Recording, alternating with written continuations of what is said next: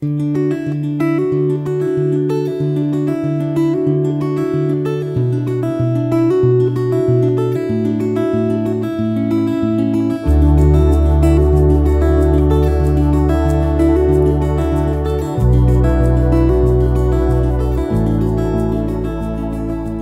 reading begins in Exodus chapter 32, starting in verse 1.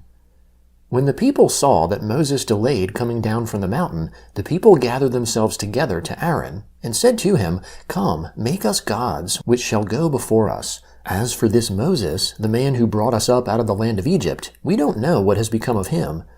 Aaron said to them, "Take off the golden rings, which are in the ears of your wives, of your sons, and of your daughters, and bring them to me." All the people took off the golden rings which were in their ears, and brought them to Aaron. He received what they handed him, fashioned it with an engraving tool, and made it a molded calf. Then they said, "These are your gods, Israel, which brought you up out of the land of Egypt."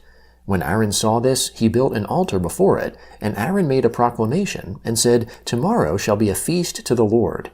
They rose up early on the next day, and offered burnt offerings, and brought peace offerings, and the people sat down to eat and to drink, and rose up to play. The Lord spoke to Moses, "Go, get down, for your people, whom you brought up out of the land of Egypt, have corrupted themselves. They have turned away quickly out of the way which I commanded them. They have made themselves a molded calf, and have worshipped it, and have sacrificed to it, and said, 'These are your gods, Israel, which brought you up out of the land of Egypt.' The Lord said to Moses, 'I have seen these people, and behold, they are a stiff-necked people. Now therefore leave me alone, that my wrath may burn hot against them, and that I may consume them, and I will make of you a great nation.' Moses begged the Lord his God, and said, 'Lord, why does your wrath burn hot against your people, that you have brought out of the land of Egypt with great power and with a mighty hand? Why should the Egyptians talk, saying, He brought them out for evil, to kill them in the mountains, and to consume them from the surface of the earth? Turn from your fierce wrath, and turn away from this evil against your people. Remember Abraham, Isaac, and Israel, your servants, to whom you swore by your own self, and said to them, I will multiply your offspring as the stars of the sky, and all this land that I have spoken of I will give to your offspring, and they shall inherit it forever.' So the Lord turned away from the evil which he said he would do to his people. Moses turned and went down from the mountain with the 2 tablets of the covenant in his hand, tablets that were written on both their sides.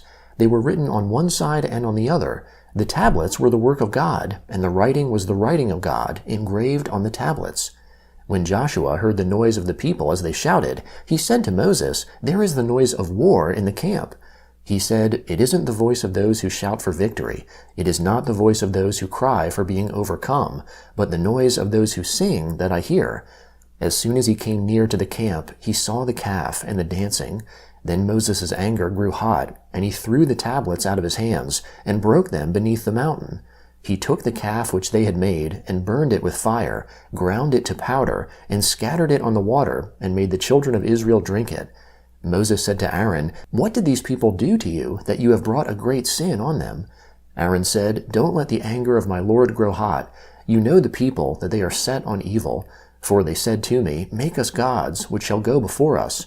As for this Moses, the man who brought us up out of the land of Egypt, we don't know what has become of him. I said to them, Whoever has any gold, let them take it off. So they gave it to me, and I threw it into the fire, and out came this calf. When Moses saw that the people were out of control, for Aaron had let them lose control, causing derision amongst their enemies, then Moses stood in the gate of the camp, and said, Whoever is on the Lord's side, come to me. All the sons of Levi gathered themselves together to him. He said to them, The Lord, the God of Israel, says, Every man put his sword on his thigh, and go back and forth from gate to gate throughout the camp, and every man kill his brother, and every man his companion, and every man his neighbor. The sons of Levi did according to the word of Moses. About 3,000 men fell of the people that day. Moses said, Consecrate yourselves today to the Lord, for every man was against his son and against his brother, that he may give you a blessing today. On the next day Moses said to the people, You have sinned a great sin. Now I will go up to the Lord. Perhaps I shall make atonement for your sin. Moses returned to the Lord and said, Oh, this people have sinned a great sin, and have made themselves gods of gold.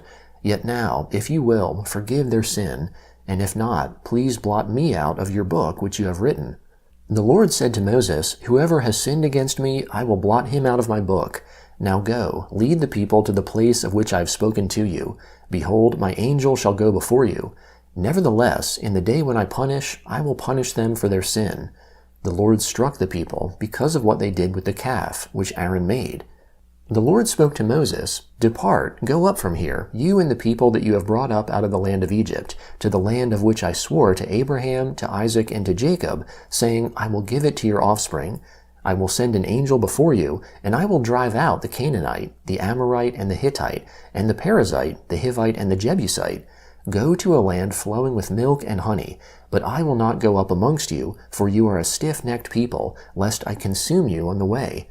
When the people heard this evil news, they mourned, and no one put on his jewelry. The Lord had said to Moses, "Tell the children of Israel, you are a stiff-necked people. If I were to go up amongst you for one moment, I would consume you. Therefore now take off your jewelry from you, that I may know what to do to you." The children of Israel stripped themselves of their jewelry from Mount Horeb onward. Now Moses used to take the tent and pitch it outside the camp, far away from the camp, and he called it the tent of meeting. Everyone who sought the Lord went out to the tent of meeting, which was outside the camp. When Moses went out to the tent, all the people rose up and stood, everyone at their tent door, and watched Moses until he had gone into the tent.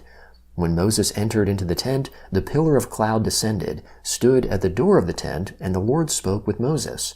All the people saw the pillar of cloud stand at the door of the tent, and all the people rose up and worshipped, everyone at their tent door.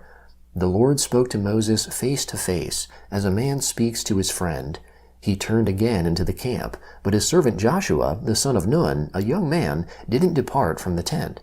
Moses said to the Lord, "Behold, you tell me, bring up this people, and you haven't let me know whom you will send with me. Yet you have said, I know you by name, and you have also found favor in my sight. Now therefore, if I have found favor in your sight, please show me your way, now, that I may know you, so that I may find favor in your sight, and consider that this nation is your people." He said, "My presence will go with you, and I will give you rest." Moses said to him, "If your presence doesn't go with me, don't carry us up from here. For how would people know that I have found favor in your sight, I and your people? Isn't it that you go with us, so that we are separated, I and your people, from all the people who are on the surface of the earth?" The Lord said to Moses, "I will do this thing also that you have spoken, for you have found favor in my sight, and I know you by name." Moses said, "Please show me your glory." He said, "I will make all my goodness pass before you, and will proclaim the Lord's name before you. I will be gracious to whom I will be gracious, and will show mercy on whom I will show mercy." He said, "You cannot see my face, for man may not see me and live." The Lord also said, "Behold, there is a place by me, and you shall stand on the rock. It will happen, while my glory passes by, that I will put you in a cleft of the rock, and will cover you with my hand until I have passed by. Then I will take away my hand, and you will see my back, but my face shall not be seen." The Gospel of Matthew, chapter 26, beginning in verse 69. Now Peter was sitting outside in the court, and a maid came to him, saying, "You were also with Jesus, the Galilean." But he denied it before them all, saying, "I don't know what you are talking about." When he had gone out onto the porch, someone else saw him and said to those who were there, "This man also was with Jesus of Nazareth." Again he denied it with an oath, "I don't know the man." After a little while those who stood by came and said to Peter, "Surely you are also one of them, for your speech makes you known." Then he began to curse and to swear, "I don't know the man." Immediately the rooster crowed. Peter remembered the word which Jesus had said to him, "Before the rooster crows, you will deny me 3 times." Then he went out and wept bitterly. Now when morning had come, all the chief priests and the elders of the people took counsel against Jesus to put him to death. They bound him, led him away, and delivered him up to Pontius Pilate, the governor. Then Judas, who betrayed him, when he saw that Jesus was condemned, felt remorse, and brought back the 30 pieces of silver to the chief priests and elders, saying, "I have sinned, in that I betrayed innocent blood." But they said, "What is that to us? You see to it." He threw down the pieces of silver in the sanctuary and departed. Then he went away and hanged himself. The chief priests took the pieces of silver and said, "It's not lawful to put them into the treasury, since it is the price of blood." They took counsel and bought the potter's field with them to bury strangers in. Therefore that field has been called the field of blood to this day. Then that which was spoken through Jeremiah the prophet was fulfilled, saying, They took the 30 pieces of silver, the price of him upon whom a price had been set, whom some of the children of Israel priced, and they gave them for the potter's field, as the Lord commanded me. Now Jesus stood before the governor, and the governor asked him, saying, Are you the king of the Jews? Jesus said to him, So you say. When he was accused by the chief priests and elders, he answered nothing. Then Pilate said to him, Don't you hear how many things they testify against you? He gave him no answer, not even one word, so that the governor marveled greatly. Psalm 33, beginning in verse 1. Rejoice in the Lord, you righteous. Praise is fitting for the upright. Give thanks to the Lord with a lyre. Sing praises to him with the harp of 10 strings. Sing to him a new song. Play skillfully with a shout of joy. For the Lord's word is right. All his work is done in faithfulness. He loves righteousness and justice. The earth is full of the loving kindness of the Lord. By the Lord's word the heavens were made, all their army by the breath of his mouth. He gathers the waters of the sea together as a heap. He lays up the deeps in storehouses. Let all the earth fear the Lord. Let all the inhabitants of the world stand in awe of him. For he spoke, and it was done. He commanded, and it stood firm. The Lord brings the counsel of the nations to nothing. He makes the thoughts of the people to be of no effect. The counsel of the Lord stands fast forever, the thoughts of his heart to all generations.